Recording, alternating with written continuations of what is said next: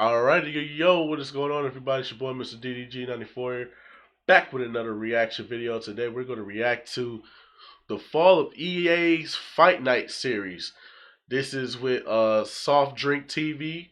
We're going to check it out and see what happened. Yeah, let's check it out.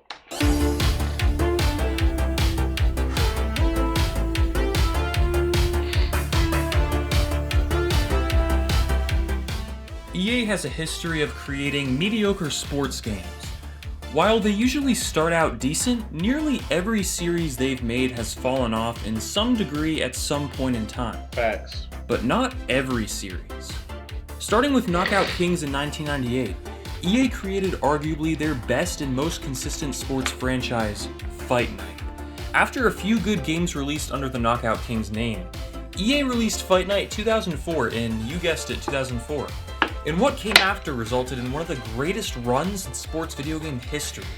From Fight Night Round 2 to Fight Night Champion, every title was a success. Yeah. Fans and critics praised the Fight Night titles, especially the later ones, for their realistic quality, portrayals of boxing.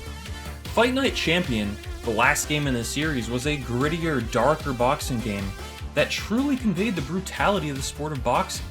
It was an M-rated, story-driven experience that was very impressive for its time, and still is today, featuring near photorealistic graphics and mature topics. For a sports game, not only was it innovative and unique, but it also sold pretty well, and then the series just stopped. Yeah. Fight Night no longer exists. There's been rumors surrounding a new game, but development has been put on hold. The series, one that sold very well and was received very well, hasn't had a new entry since 2011. Why? And if the series returned, would EA still be capable of producing a high-quality sports game? EA. Because they haven't in nearly a decade. It's too much money. Let's dive into the history of this iconic series. It's fucking EA, man.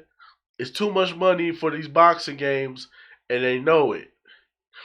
You know, the UFC is its own company, so it's easy to get the licensing for the fighters, because they all sign a contract to UFC. But with these boxing games, it's a little different because you have to get the boxer's signature themselves. So there's a reason why Floyd Mayweather is in like the early fight nights, like 2004, round 2, round 3, and then you don't see him no more because he doesn't give his license. He doesn't sign his likeness away. They have to do that, and then also on top of that, they have to give compensation for using their likeness and their name. So they have to, bro, it's too much money. And that's the problem with EA. EA is so money-hungry, greedy assholes that they don't want to make a boxing game for the people that have been saying for the longest, we want a boxing game. And they won't make one because it's just going to cost too much money. You got to get licensing.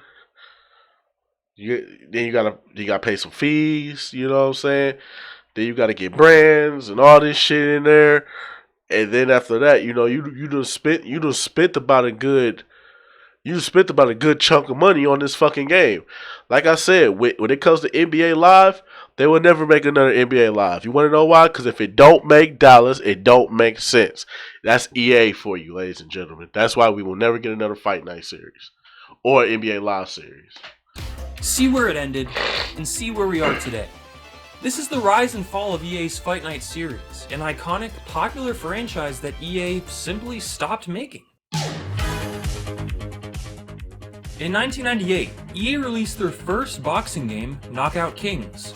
At that point in time, there weren't a lot of boxing video games in general, besides the famous Punch-Out for NES. Knockout Kings was the most realistic and accurate boxing game ever made at that point in time, and it was just EA's first. It wasn't a perfect game, but it set a new standard for realistic AAA boxing. Featuring 3 game modes, Exhibition, Slugfest, and Career, it wasn't anything crazy, but it was a very solid start for the new series. Even in the first Knockout Kings title, you can see the roots of the Fight Night franchise and clues towards what was to come. While the hardcore boxing fan may have been a bit disappointed with the slightly arcade-feeling gameplay and a lack of refinement with the little things such as parrying and power balance, it was still easily the greatest boxing video game ever made at that point in time. This is in reference to the PlayStation 1 version of the game. Surprisingly, the game also released for the Game Boy Color, and this was the only EA boxing game to ever release for a handheld system until Fight Night Round 3 on the PSP. Consider it a rare, retro, early handheld version of Fight Night. It was pretty bare bones, featuring just 10 real-life boxers, but it supported multiplayer over a link cable and included the ability to create a boxer. It wasn't a great game by any means, but I think it's worth mentioning due to how forgotten it is. Knockout Kings 2000 was next, and it was a solid improvement. The game was ported to the Nintendo 64, and it would be the last game in the series on that console. As for the PlayStation version, the graphics received significant improvements, now with boxers having accurate faces and builds. Presentation was improved with new replays during matches. While it wasn't a groundbreaking release, it built upon the first Knockout Kings title's solid foundation. With Knockout Kings 2001, things started to get interesting. Despite the high reception of the first and second title, EA kept pushing the envelope. Keep in mind, there wasn't exactly much of any competition going on in the boxing video game scene. Usually in these videos, I talk about how competition brought the best out of a franchise, and then it fell off once the competition faded.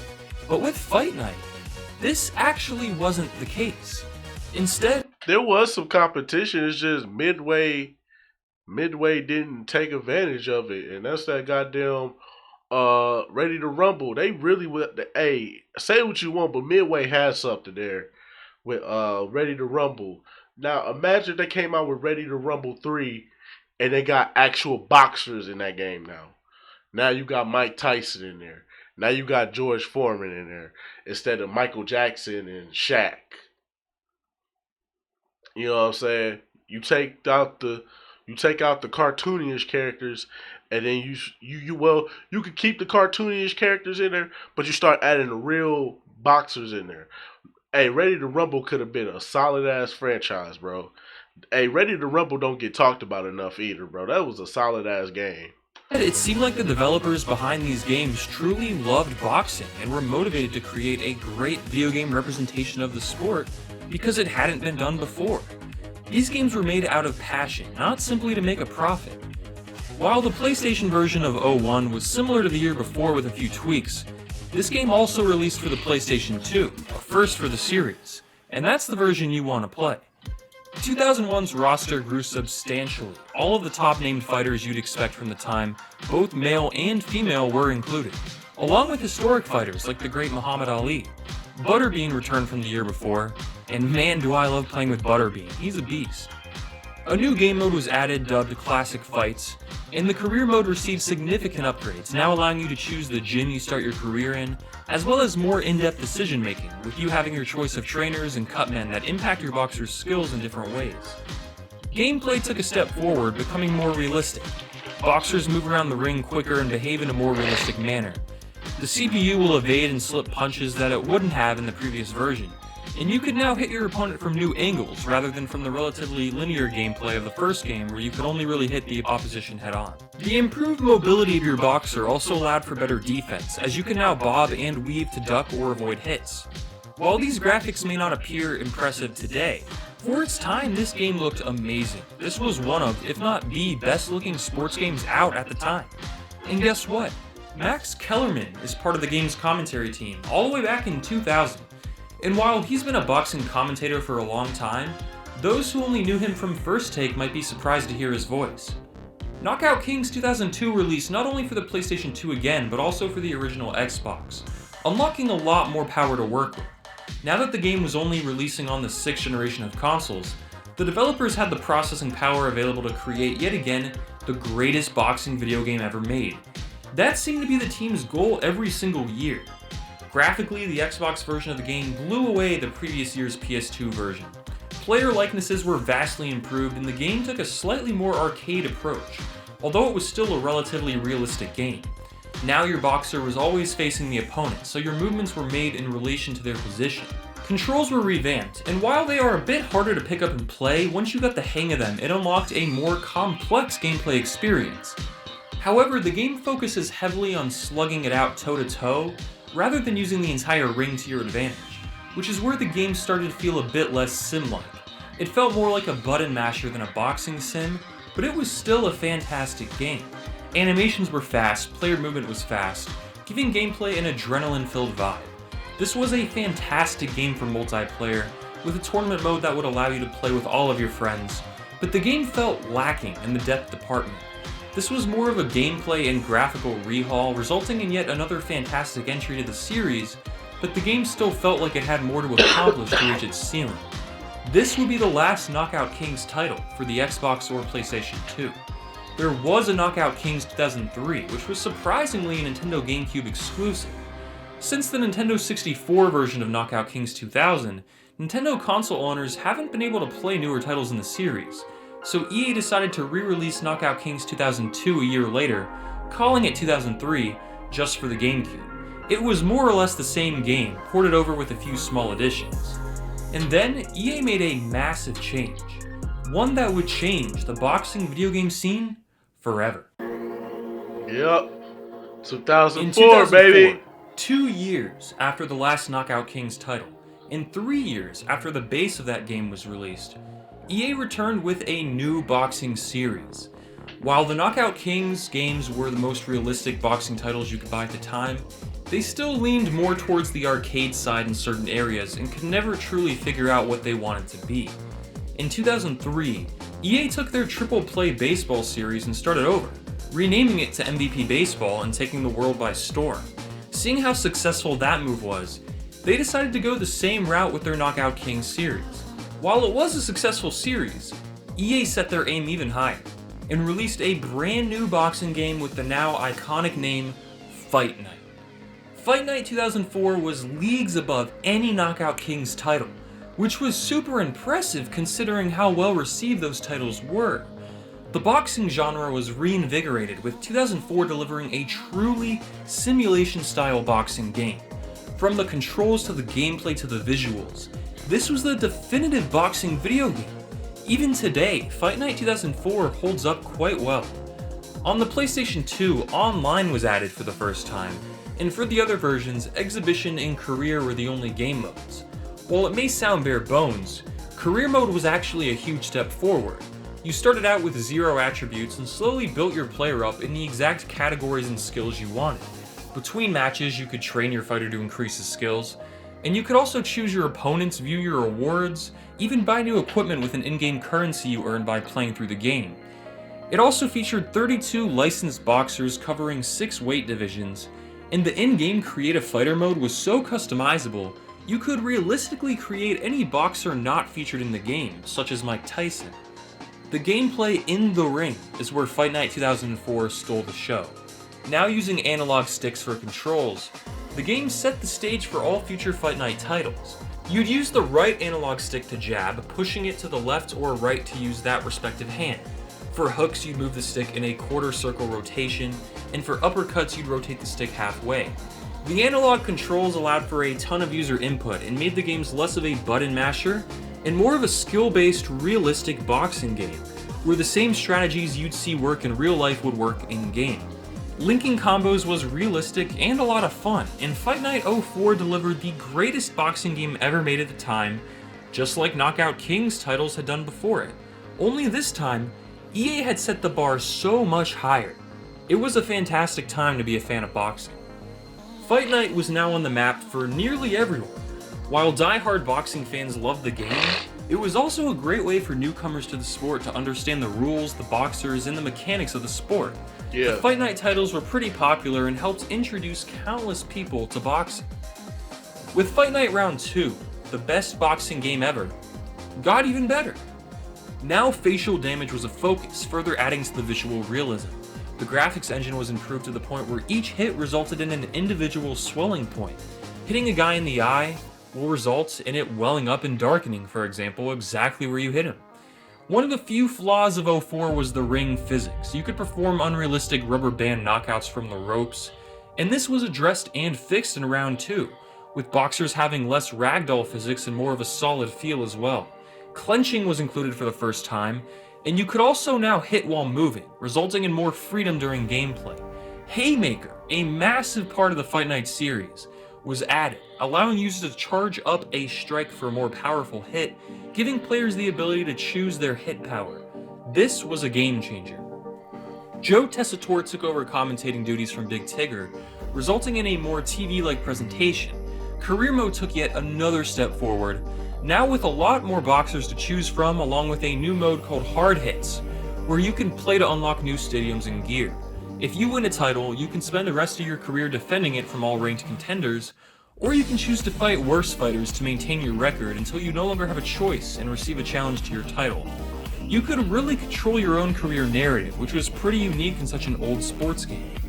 Fight Night Round 2 received critical acclaim, and to this day, is still considered to be one of the greatest boxing games ever made. Could EA really top it off with Fight Night Round 3? On the 6th generation versions of the game, it was more or less the same as the year before. But Fight Night Round 3 also released for next-gen consoles, the Xbox 360 and PlayStation 3, for the first time, resulting in another massive evolution for the series. These next-gen consoles gave the developers even more power to work with, which was used heavily to improve the graphics, faces, and more. You could see the fear and emotion on a player's face before a hit. You could see blood spilling, black eyes form in real time, swollen lips, and more. With detail never before seen, these 7th gen Fight Night titles had some of the greatest graphics of all time, blowing away all other EA Sports titles at the time. The downside to Fight Night Round 3 was that it was a bit overhyped. EA spent a lot of time talking about the possibilities of the game on next gen, and the final game didn't live up to expectations. It was still a great game, arguably the best yet, but fans were promised just a bit more in terms of physics and gameplay. Get in the Ring was a new first-person game mode, changing the depth perception and timing of gameplay. You had to be faster, and it felt like a true boxing simulation. Despite improvements and enhancements all around, the initial hype of the first next-gen Fight Night, along with the high bar EA had set with previous award-winning titles, resulted in a very good game that fell just short of expectations. Career mode unfortunately took a step back, as well as the game's AI, but visually, Fight Night never looked better.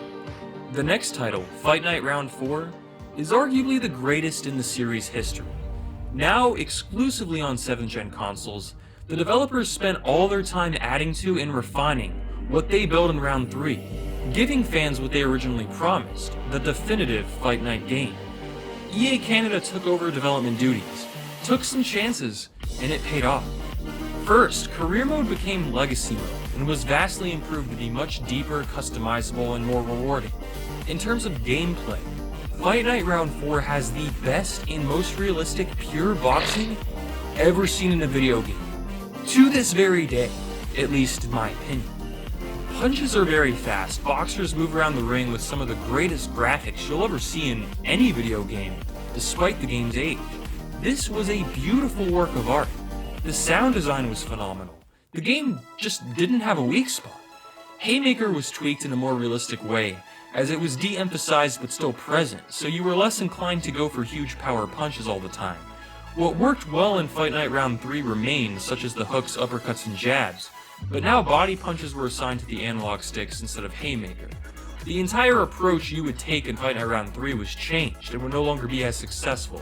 It was a return to Fight Night's simulation-style roots, with the most realistic and challenging boxing gameplay of all time. This game was and forever will be a classic.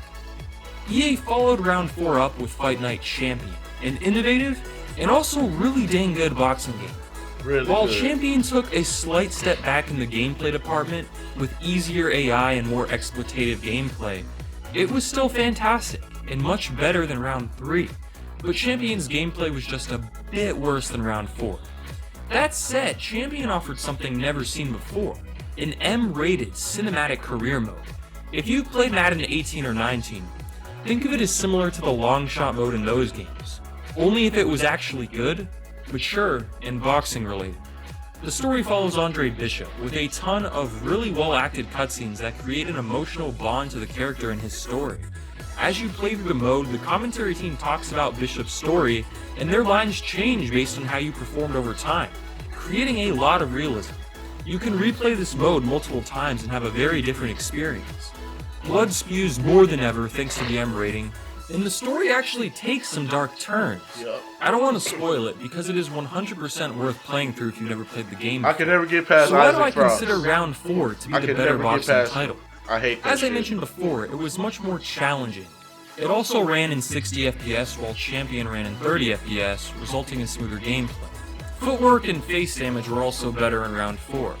That said, Champion did improve in some gameplay areas, such as the new stamina system, which made it nearly impossible to continuously throw straight punches over and over. Stick controls felt more fluid, and the overall gameplay had a nicer flow to it. But due to its easier gameplay and flaws, I have to give the nod to round 4. It's definitely subjective though, and I can see the case for either game.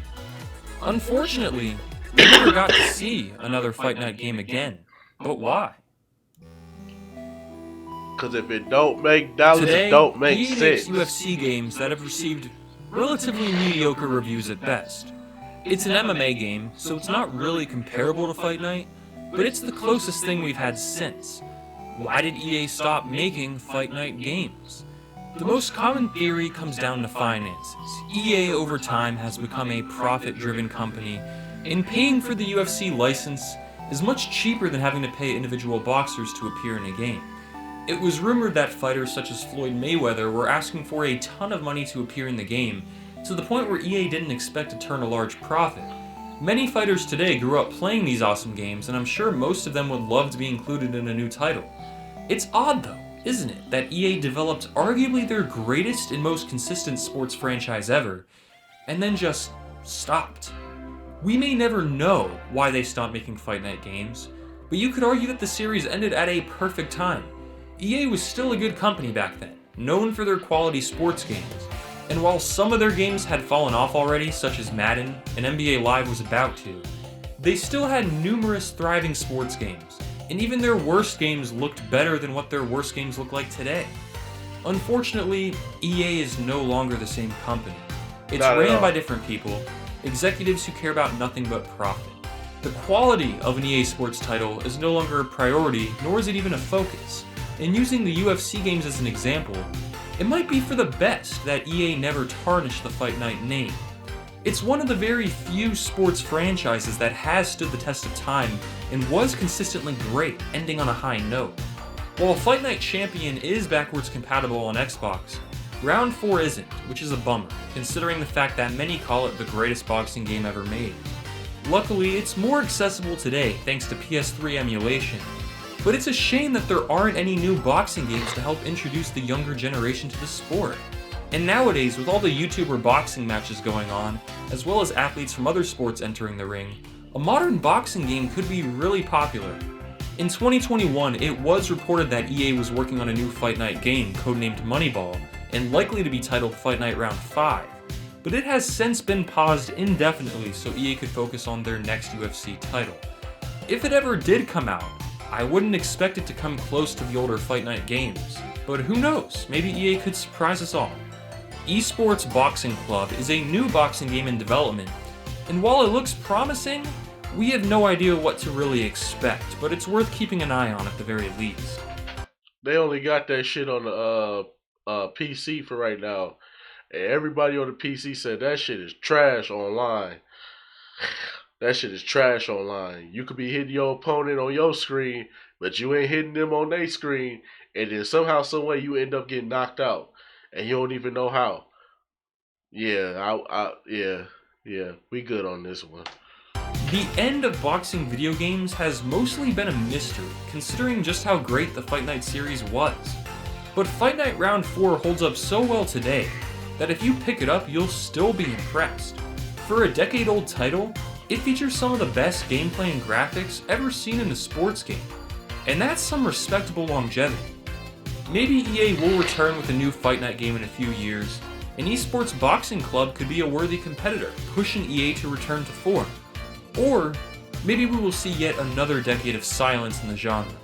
Regardless, the Fight Night series was incredible, and will go down in gaming history as one of, if not the, best sports video game franchises of all time.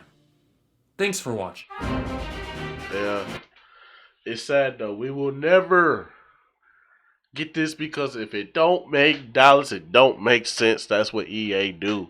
Y'all just gonna have to accept it, bro. But anyways, that's just gonna about do it for this one. Tell me what y'all think down in the comment section below. I'll get back to you till then. Peace out.